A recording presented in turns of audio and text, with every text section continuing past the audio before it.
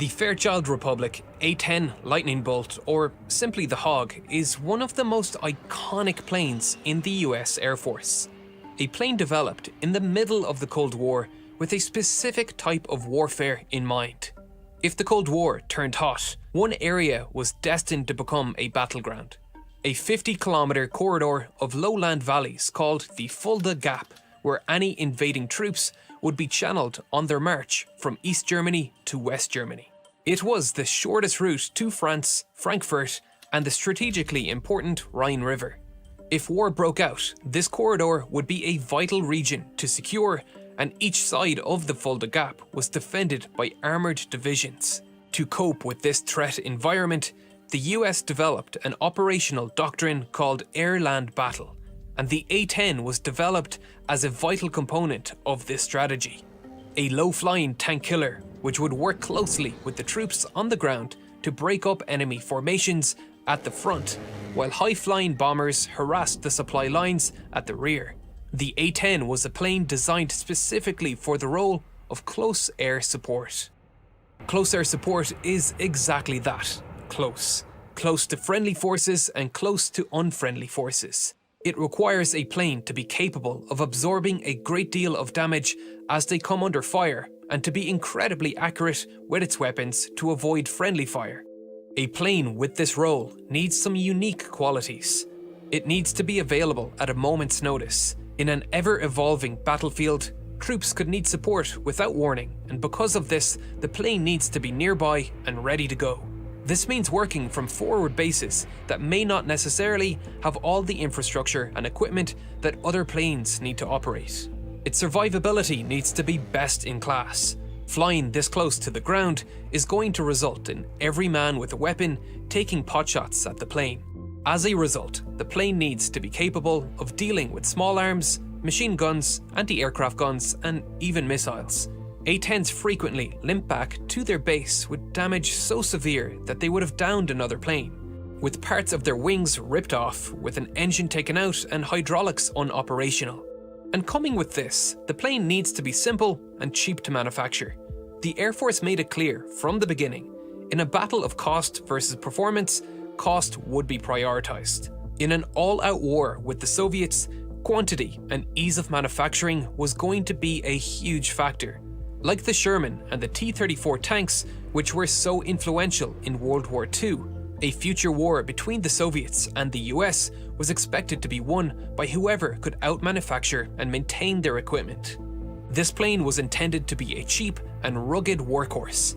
It needed to be made with readily available off-the-shelf parts, so maintenance crews could easily interchange parts to repair damage quickly and at a low cost. Contractors bidding for the manufacturing contract needed to consider all of these factors and design the entire plane around the primary armament, which was chosen before the design process started, the General Electric GAU-8A, a gun whose sound is so recognizable it has become a meme. The gun takes up a significant portion of the plane's internal volume, at nearly 6 meters long, fitting snugly below the pilot. The largest part of the gun is the ammo drum, which typically holds 1,150 30mm rounds. The rounds are delivered to the 7 rotating barrels along a linkless chute system, which also pulls the shell casings back into the ammo drum after firing to prevent the expended shells from damaging the plane. The belt system and the rotating cam firing system of the barrels are both driven by a hydraulic motor which is powered by 2 independent hydraulic systems on board. There are 2 separate hydraulic systems to ensure redundancy in operation, and both run the gun. The left and right hydraulic systems are pressurized by 2 identical engine-driven pumps on the left and right engine. If an engine is lost or one of the hydraulic lines is broken, then the controls powered by those hydraulics cease to work. However, the plane has been designed to allow it to continue flying on only one hydraulic system, as both elevators, both ailerons, and one rudder have hydraulic power after loss of either hydraulic lines, ensuring powered control of pitch, roll, and yaw even after the loss of a single hydraulic system. If both are lost, the plane can switch to a manual reversion flight control system, where the controls can be operated without power assist, which is difficult to say the least, but it can allow the pilot to land the plane safely, or, at the very least, allow them to get into safe airspace to eject. This kind of redundancy can be found in every component of the A-10 to increase survivability. The landing gear is retracted by the left system only, but it can be extended by both, and in the event neither system is available, the wing-mounted landing gear doesn't actually retract all the way into the fairings, which allows the plane to land with landing gear retracted with only moderate damage to the plane. Protecting the control mechanisms through redundancy is just one component of increasing survivability. The fuel tanks are self-sealing on the lower portions and are filled with foam to prevent explosions. The A-10, like all planes, can fly with significant armor covering every portion of the plane, so they just protect the most vital component on the plane, the stick operator, otherwise known as the pilot, who sits inside a titanium tub which is reported to be capable of absorbing direct hits from armor-piercing rounds up to 23mm. The canopy is also made from ballistic glass, capable of taking hits from small arms, but this isn't the type of plane to be flying upside down over the battlefield. This is more for shrapnel from anti-aircraft fire and missiles. The A-10 also carries more chaff and flares than any US Air Force legacy fighter. Chaff is radar reflective material which confuses radar-controlled missiles, while flares confuse heat-seeking missiles. With 4 dispensers located in the landing gear pods and another 4 on the outer wingtips, for a total of 16 across both wings, which can be triggered automatically by radar and laser detection systems on the nose and wingtips of the plane, or simply fired manually by the pilot. One of the most striking features of the A-10 is its strange engine placement and tail configuration, and this too was a design feature to thwart enemies with heat-seeking missiles. The engines and tail were arranged like this to mask the infrared signature of the hot exhaust of the plane, which could be used to lock onto the plane by IR missiles on the ground. The tail would look more at home on a World War II bomber, which were designed to be stable. Stability was an important part of the A-10's design. The large vertical stabilizers help keep the plane on target as it fires its insanely powerful gun. The gun is mounted directly on the center line of the plane to minimize the effect of the recoil pushing the plane off target.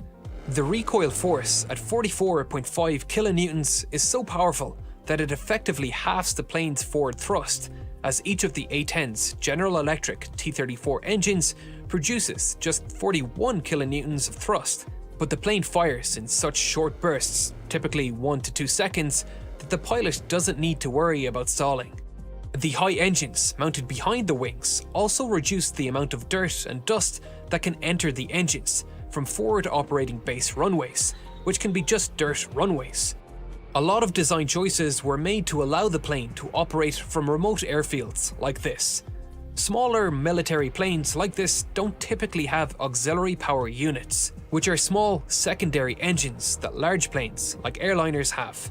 You can see the exhaust of these little hidden engines in the tails of airliners. These engines allow the plane to start its main engines without external help and help run functions like electricity generation and hydraulic fluid pumps. But it's unnecessary weight for most small aircraft, and they usually use some other way to get the engine spinning. Sometimes this results in the plane relying on ground equipment, which the A-10 cannot depend on, and so an APU was installed between the 2 podded engines. You can see the exhaust of the APU just underneath the nacelles here. Some of the most interesting design challenges arose from the sheer power of the aircraft's gun. The gun spits out so much burnt and unburnt propellant that they actually lost an early model in 1978 after exhaust gas from the gun ignited and starved the engines of oxygen. To deal with this, some design changes were made. First, a small gas scoop was placed underneath the barrels to suck in some of that exhaust. The chemical mixture of the round propellant was changed to increase the flash suppressant levels. This in turn caused secondary problems, as the new chemical mixture caused residue to build up on the cockpit windows and a canopy washer was needed, which simply sprayed the washing fluid onto the canopy and the slipstream did the rest of the work. Circuitry was also added to force the engine ignition system to continually fire while the gun trigger was being pulled so that in the event a flameout occurred, the engine could rekindle its flame immediately.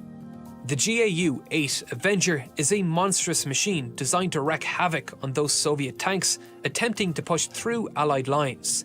To do this, they need heavy armor-piercing rounds. The rounds are truly massive at 30mm, and sprinkled throughout these rounds are rounds made of aluminium with a depleted uranium core. Uranium is insanely dense at 19.1 grams per centimeter cubed. Lead, in comparison, is 11.3 grams per centimeter cubed, and iron is 7.9. This density gives the round more kinetic energy for armor piercing.